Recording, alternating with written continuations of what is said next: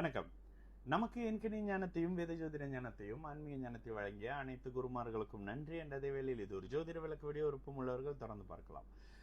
நான் உங்கள் விக்கி ப்ரோஸ். நமது 18 வியூவர் யூடியூப் சேனலை சப்ஸ்கிரைப் பண்ணியிருக்கின்ற அனைத்து தோழர்களுக்கும் நமது நன்றிகள். ஒரு கேள்வி ப்ரோ, ஒரு தசையில் நாம் நல்லா இருக்கணும்னா அந்த தசைக்கு முந்தைய தசையில் ஃபவுண்டேஷன் போடுமா, ஆர் தசை ஆரம்பத்தில் புக்தியில ஃபவுண்டேஷன் போடுமான்னு கேட்குறீங்களா? ஓகே பிரதர், ஜோதிடத்தில் சொல்லப்படக்கூடிய எல்லா விதிகளுமே எல்லா விஷயங்களுமே ஒரே வார்த்தையில் ஆமா இல்லைன்னு வராது.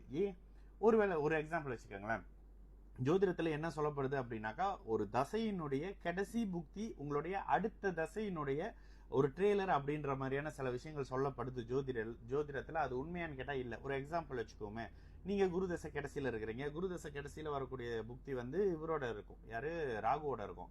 அந்த ராகு சனியின் பார்வையில் இருக்கிறாருன்னு வச்சுக்கோங்களேன். சனியோட சேர்ந்து இப்போ இவரோட செவ்வாயோட சேர்ந்து சனியின் பார்வையில் இருக்கிறாரு. ஒரு எக்ஸாம்பிள் எப்படி வச்சுக்கலாம்? ராகு ராகு ராகு ராகு ஓகே, இப்படி வச்சுக்கோங்க. ராகு ஓகே, ராகு எப்படி இருக்காருனாக்கா விருச்சிகத்தில் இருக்காரு. ஏன்னா விருச்சிகம் தான் அவர் ஒரு மாதிரியான எரிச்சல் ஊட்டுற இடம். ஓகேங்களா?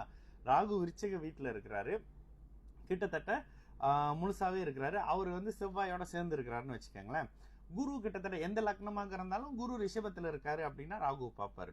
ரிஷபத்துல இருந்தா ராகுவை பார்ப்பாரு. அப்போ முடியாது. சரி, குரு நீச்சமா இருக்கட்டும். குரு நீச்சமா இருக்கிறாருன்னு வச்சுங்க. நீச்சமா இருந்தாருன்னா ராகுக்கு பார்வை கிடைக்காது. சனி தன்னுடைய 3ஆம் பார்வையா ராகுவை பார்க்கிறாரு. அப்ப குரு தசையில ராகு புத்தி சுமாரா இருக்க போது சனி குருவின் பார்வையிலையும் வந்துடுறாரு, புதனையும் சேர்த்து போட்டுக்கோங்க, உச்சமான்னு போட்டுக்கோங்களேன். இப்போ சனி தசை மிகப்பெரிய நன்மைகளை செய்யணும். ஆனா குரு தசையில ராகு புக்தி போட்டு பிரிச்சு எடுத்துரும், எந்த லக்னமா இருந்தாலும். ஏன்னா அந்த ராகுக்கு சனி செவ்வாயுடைய தொடர்பு வந்துருச்சு. ஆகாத வீட்டுல இருக்காரு, எரிச்சலா இருக்கிறாருன்ற தன்மையில கடுமையான பலன்களை கொடுத்து, எந்த லக்னமாக இருந்தாலும் உச்சனுடைய வீட்டுல குருவின் பார்வையில் இருக்கக்கூடிய சனி தசை அட்டகாசமான நல்ல பலன்களை செய்யும். ஒருவேளைங்க கடக லக்னமா இருக்காரு, சூப்பருங்க, 3ஆம் வீட்டுல நட்பு ஸ்தானத்துல உச்சனுடைய வீட்டுல மறைஞ்ச சனி மிகப்பெரிய நல்ல பலனை செய்வாரு. இப்படிதான் பலன் இருக்கும். அப்போ அதுக்கு முந்தைய தசை கொடுக்குமான்னு கேட்டீங்கன்னா, குரு தசையில ராகு புத்தி கண்டிப்பான கெடுதல்களை செய்யும் லக்னத்துக்கு ஏற்ற மாதிரி. ஏன்னா கடுமையான பாபத்துவ அமைப்புல இருக்கு. ஆனா அடுத்து வர்ற சனி தசை சூப்பரா இருக்குல்ல, ஒரு கேதுவும் ஒரு கேது வராது, அந்த இடத்துல கேது போட முடியாது. அப்போ உச்சனுடைய வீடு குருவின் பார்வை 3ஆம் இடத்துல மறைஞ்ச சனினாலே மிகப்பெரிய யோக பலன்கள் இருக்க போகுதுன்னு அர்த்தம். அப்போ ஒரு வார்த்தையில இல்லைங்க ஆமாங்க அப்படின்னு சொல்ல முடியாது. இதுல தசாபுக்திக்கு ஒரு தசை நல்லது பண்ண போதுங்க. நேற்று ஒரு லைவ், அந்த லைவ்ல நான் மில்லியனர் ஆவனான்னு அவர் கேட்கிறாரு. நான் சொல்றேன், அவர் மறைமுகமா சொல்றேன், நீங்க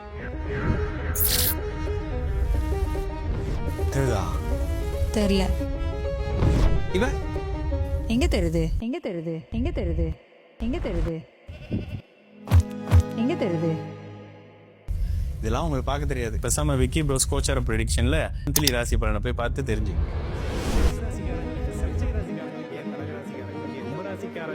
மிதுன ராசிக்காரங்களுக்கு மீனராசிக்காரங்களுக்கு ஆக மாட்டீங்கன்றத ஒரு நல்ல ஜாதகத்துல அதிகமான கிரகங்களை குரு சுக்கிரன் பௌர்ணமி சந்திரன் தொடர்பு கொள்வாங்க பிரதர். சுமாரான ஜாதகத்தை சனி அதிகமா, ஏன்னா அந்த ஜாதகத்துல எல்லா கிரகத்தையுமே சனி தொடர்பு கொண்டு இருந்தாரு. கிட்டத்தட்ட ஒரு 5 கிரகங்கள் கிட்ட சனியோட தொடர்புல இருந்தது. கடுமையான பாபத்துவமான ஜாதகம். அப்போ இந்த அமைப்புகள்ல இருந்த தன்மையை ஏன் அப்படி சொல்றோம் அப்படின்னா, சனி தொடர்பு கொண்ட அத்தனையும் கெடுப்பார், லக்னாதிபதியா இருந்தாலும் கூட. இதுல வேற சூரியனோட சேர்ந்து இருந்தார். இந்த நீச்ச பங்கம்லாம் செயல்படுமான்னு கேட்டாரு. இந்த இடத்துல சுபத்தன்மையாக இருக்கக்கூடிய எந்த தசையும் நல்லதுகளை பண்ணும். ஆதிபத்திய விசேஷம் இல்லைன்னா கெடுதல்களை குறைச்சிக்கும். ஓகேங்களா?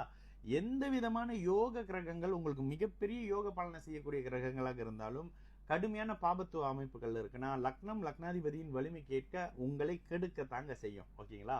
இதுலதான் ஒரு தசை நல்லா இருக்க போதுன்னா அந்த தசைக்கு 6 8 எந்த கிரகமும் இருக்கக்கூடாது. அந்த தசைக்கு 6லையும் 8லையும் இதுவும் விதிவிலக்கோட இருக்குது. அந்த தசையே 8ல இருந்து வருதுங்க. அந்த 8க்கு 8ல 3ஆம் இடத்துல இருக்கக்கூடிய கிரகங்கள் நிவர்த்தி. பாருங்க, ஒரு கேள்விக்கு ஒரு வகையில பதிலே சொல்ல முடியாத மாதிரியான விஷயங்கள்ல 8ல கிரகம் இருக்கக்கூடாது. அந்த கிரகத்துக்கு 8ல சஷ்ட அஷ்டகமா கிரகங்கள் இருக்கக்கூடாது. அப்ப இருந்ததுன்னா விதிவிலக்கு என்ன? அவர் 8ஆம் இடத்துக்கு கிரகமா இருந்தா 8க்கு 8 நிவர்த்தி கொடுக்கும், 8க்கு 8 கியோர் கொடுக்கும், 8க்கு 8 வெற்றி கொடுக்கும். இந்த அமைப்புகள்லாம் வரும்ல.